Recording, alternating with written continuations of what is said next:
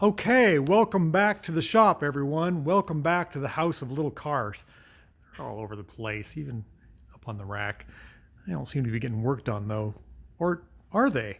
Oh, here's Stella the shop dog holding up the Honda 600. We moved it into the more the bay that gets worked on. Oh, you're gonna take a little nap in your little bed? You cute little thing. Stella, everybody in YouTube land loves you. You're wet and cold. That's December in Portland, Oregon for you. So what are we doing today? We're taking a good look at our Honda 600. This is a sedan. It's the more boxy version. I have a few of these cars. This is one of my better ones. And I've been wanting to paint this thing. You can see it's calico. It's got some primer. I've been pulling dents and dinking with it for a while, and I think I'm making more work than is necessary. I had a big dent here, and it looks like it's peeling because it's chipping. I got to revisit that. But I wanted to get this thing up on the lift because all the time that I've been working on it, it's been to the side. It's been in a corner here, and how do I explain this? Whenever you look at a car, and you look at a car from the top down, you look at the bodywork and you judge the car by how it looks. What most people don't do or think about is when you put the car up in the air and you look at it from the bottom up, how does it look? Well, there's a big difference, and I find this a lot on pre-purchase inspections. And on this particular car, let's go around this. I'm going to show you. I thought this car was in really good shape. Really nice shape. I've had it for 10 years, maybe 12 years. And it's because I've always looked at it from the top down, not the bottom up. So, all right, here we go. So the reason that this car is even on the rack, Stella, is it had a big dent in the door.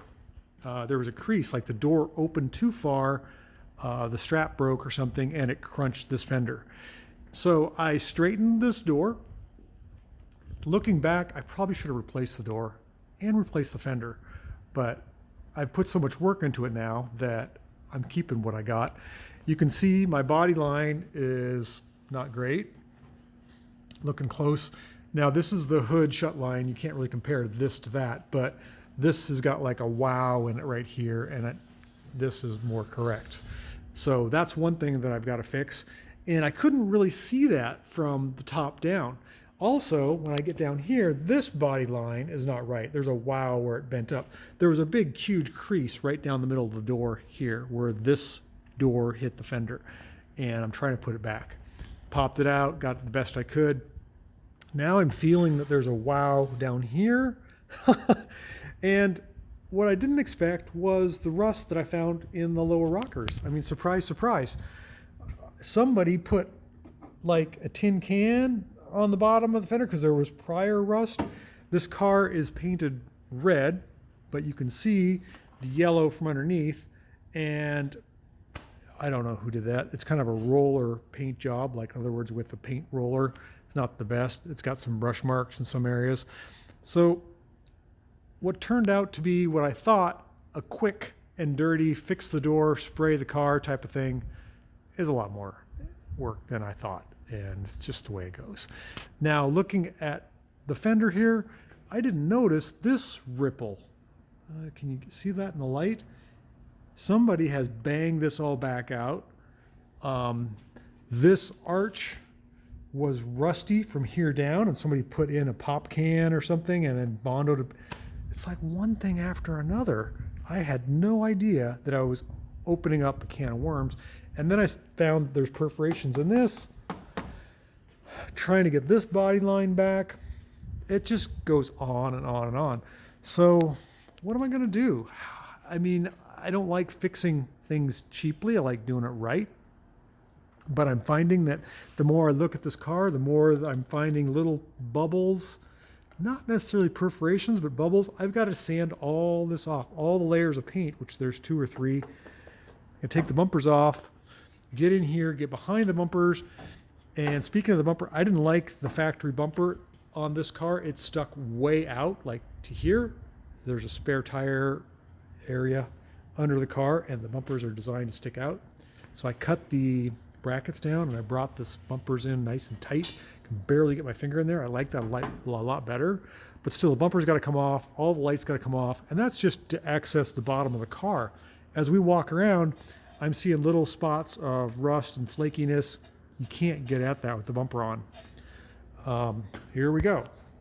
Kind of got in here a little bit. You can see there's some rust there. That's all got to be fixed. Either got to be cut out or ground down or filled with fiberglass, however you want to do it. But there's just pits and dents and dings as I go across this whole car. And underneath here, there's a dent. It's just, you never see this looking up at the car. The bottom of the door, this rocker right there, a couple more holes that need to be fixed and addressed. I thought this car was great. I don't see any, and that's because I never saw any holes in the floor. I didn't think about the rockers. It just bummed me out. There's a big kink there. That's got to be fixed. I mean, how much time do you put into something that nobody's ever going to know or see? I mean, do I just gravel guard the whole thing from, or bed liner, truck bed liner this thing from this belt line down? What do I do? So I'm trying to figure out what to do. I'm going to get the front bumper off. I'm going to get the rear bumper off, see what I got, see if I can fix all these chips. But I'm going to spend hours and time. That's a lot of time. I did pop this dent out. The hood is pretty good except for the part that's spalling. There's also a chip here. It's just one thing after another. I do like this car. I put the coupe wheels on it and I painted them the House of Color, that gold, lime gold, I think is what it's called. And I like that. I've got the knobby tires on. I've got the springs cut. I took out one spring so the front is a little lowered. I put in sport seats and a sport steering wheel, deep dish sport steering wheel. It runs great. It's a cool car, but you can see somebody hand brushed the doors with, looks like house paint. It's going to take some work. The interior is pretty good. The floors are good. The headliner is good, but it's all yellow inside. That's all got to be done up. And maybe I'm just complaining too much, but I wasn't expecting to do this much work. This side's pretty good. This is a plastic cover on the back here, and I got the big dent out of there. That looks pretty good, but my tail lights are faded. My reverse lights are faded. All this trim needs to be brightened up. Front and rear window seals need to be done. Do I really want to take this on? I guess I do. It's part of my job. Cool little car. I think, if it's worth it. All right, well, let's quit talking about it and let's do something about it. That's the motto of the day.